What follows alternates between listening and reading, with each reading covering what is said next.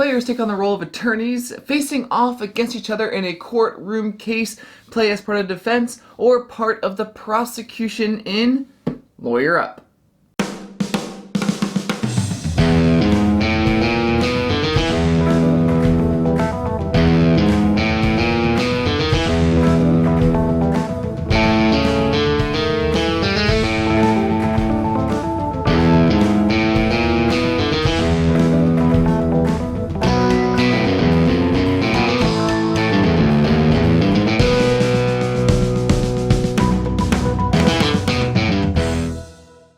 Thank you for joining me today at Tantrum House Studio D. I'm Kevin Dell. Lawyer Up is a 2-player board game that plays in about an hour.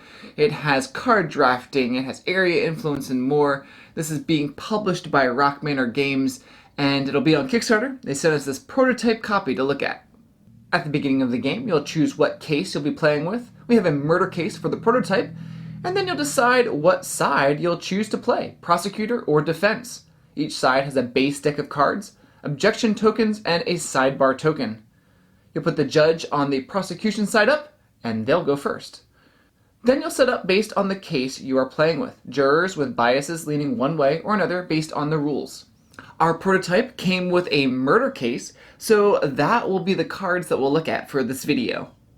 A couple of things for this murder case are the jurors are on the locked side up, and each player has to choose a strategy for the game. This will help determine what the 9 key witnesses will be for the game. Also, the prosecution starts with the bloody knife, and the defense starts with Jessica Fairmount.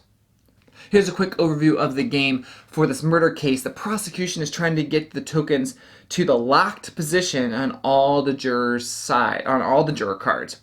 Now, if they can't do that by the time the 9th witness is called and examined, then the game is going to be over and you'll move to closing statements.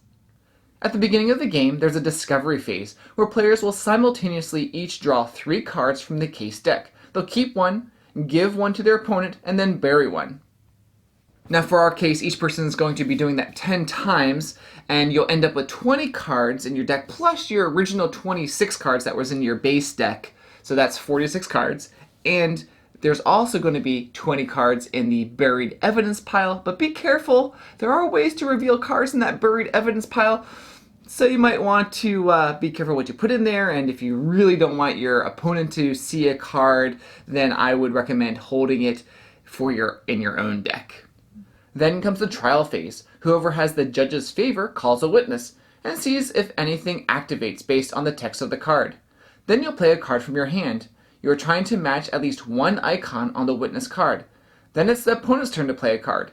You'll be keeping track of your influence too, based on the cards on your side. Don't count the points that match your opponent's color on your side. Now you're each taking one action. There are other actions that you can take, like playing procedure cards to your procedure area. You could be activating a procedure card. You could even be calling a sidebar, which is basically changing the favor of the judge to your side. So even if it's on your side already, it would stay on your side, or if you're on the other side, then it would switch to that side. You also, in that case, calling a sidebar, you actually get to draw a card from your deck, which is also helpful. But most of the time, you'll just be playing a card to your examination area. Once both players pass, then you'll resolve the witness. The person with the highest influence wins and gains the victory effects of the last card they played, and the loser resolves any defeat effects. The winner also claimed the witness, which may give more rewards too. Then the winner subtracts their total influence from the opponent, and the remaining influence is spent to sway the jurors to their side. Each juror has a number that needs to be spent to sway one spot. Then each player can discard any number of cards from their hand and draw back up to 5, and the player who lost the last witness gets to call the next witness, and the judge is favorable to their side. This murder case immediately ends if the prosecution can lock all the jurors to their side and they would win. Or the game goes to closing arguments and the players gain influence based on their strategy cards. The person who has the most gets to spend it. The prosecution wins if they are able to get all the jurors on their side, but the defense would win if at least one juror is on their side. Throughout the game, there are a number of ways that you'll be moving the tokens on the jurors' cards. This game has a few different mechanics like the card drafting, the card chaining where you're trying to match up the icons in the examination area, and also the swaying of the jurors. That actually reminds me a little bit of Seven Wonders Duel with the push and pull of the military track, but of course in this one you're trying to sway the jurors to your side. You also have 3 objection tokens that you can use during the game that basically cancels out a card your opponent just played. This game feels like the courtroom, and you can even play it up with all the awesome flavor text that's on the card. You can really embellish what's going on. A player may have played an argument, and you can play a counter argument. Or, one game I got to play a surprise witness. That was fun. There are other cases planned. I know that the base game, I believe, will have 2. I think the art forgery and then this murder case, and I believe there's 2 more in like an expansion. You can check that out on the Kickstarter campaign. But that all brings variability to the game. And I think also playing different sides will bring variability to the game. And even if you play the same side, I think the game will be a little different because you'll have different witnesses and just all the different cards that are in the game. The art and illustrations are great, and of course, match the case that you're playing.